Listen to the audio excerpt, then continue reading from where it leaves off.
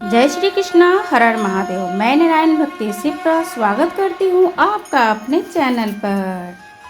जय श्री कृष्णा। आप सभी तुलसी महिमा सुनिए। इस तुलसी का पौधा लगाने और सींचने से क्या फल की प्राप्ति होती है। ओम नमो भगवते वासुदेवाय। चैनल पर नए हैं तो सब्सक्राइब कर दे और अच्छा लगे तो किसी को शेयर भी करें, जिससे कि आपकी पुण्य की वृद्धि हो मेरे साथ साथ। कार्तिक मास में जो भक्त नित्य स्नान कर पवित्र होकर कोमल तुलसी दल से भगवान विष्णु की पूजा करते हैं, वो निश्चय ही मोक्ष फल पाते हैं। पूर्व काल में भक्त विष्णुदास भक्ति पूर्वक तुलसी की पूजन से शीघ्र ही भगवान के धाम को चले गए थे, तथा राजा चोल भी उसकी तुलना में गौण रह गया। तुलसी भगवान की पूजा पाप का नाश, पुण्य की वृद्धि करने वाली होती है। अपनी लगाई हुई तुलसी जितना ही अपनी जड़ को फैलाती है, उतने ही सहस्त्र गुणों तथा मनुष्य ब्रह्मलोक में प्रतिष्ठित रहता है। तो हमें तुलसी का पौधा खूब सारा लगाना चाहिए। अनवांटेड प्लांट को छोड़ देते हैं, तो तुलसी का पौधा आप अवश्य खूब सारी मात्रा में लगाएं, जिससे आपके पास खूब सारी लक्ष्मी हो। यदि कोई तुलसी मिले जल से स्नान करता है तो वो पाप मुक्त होकर धन्य हो जाता है। इसलिए हमें तुलसी का माला अवश्य धारण करना चाहिए। जिसके घर में तुलसी का पौधा विद्यमान है, उसका घर तीर्थ के समान है, वहाँ यमराज दूत नहीं जाते हैं। जो मनुष्य तुलसी काष्ठ युक्त गंध धारण करता है, जिसके गले में कंठी माला है, उसे कोई पाप शरीर नहीं छूता।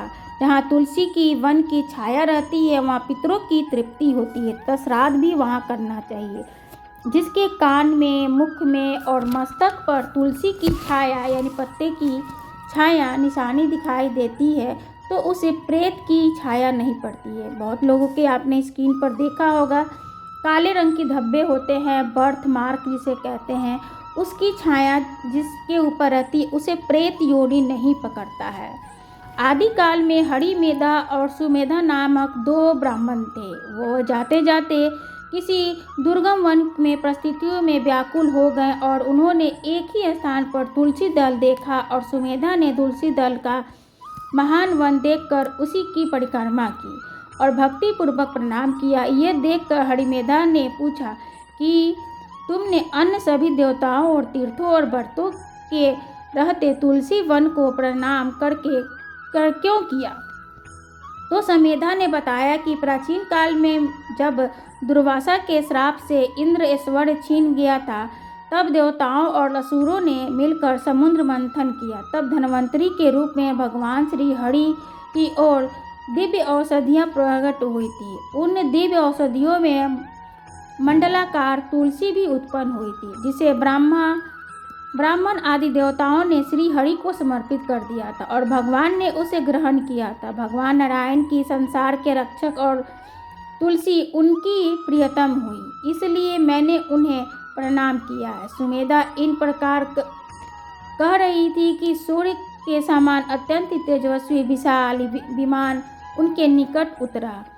उस दोनों ही समक्ष वहाँ एक बरगद का वृक्ष भी पड़ा हुआ था और उसमें दो दिव्य पुरुष प्रकट हुए। उन दोनों ही हरिमेधा और सुमेधा को प्रणाम किया। तब दोनों ब्राह्मणों ने उससे पूछा कि आप कौन हैं।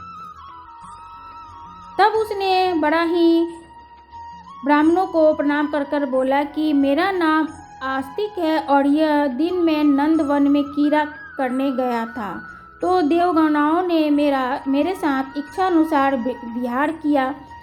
उस समय उन युक्तियों के हार के मोती टूटकर तपस्या करते हुए लोमस ऋषि पर गिर पड़े।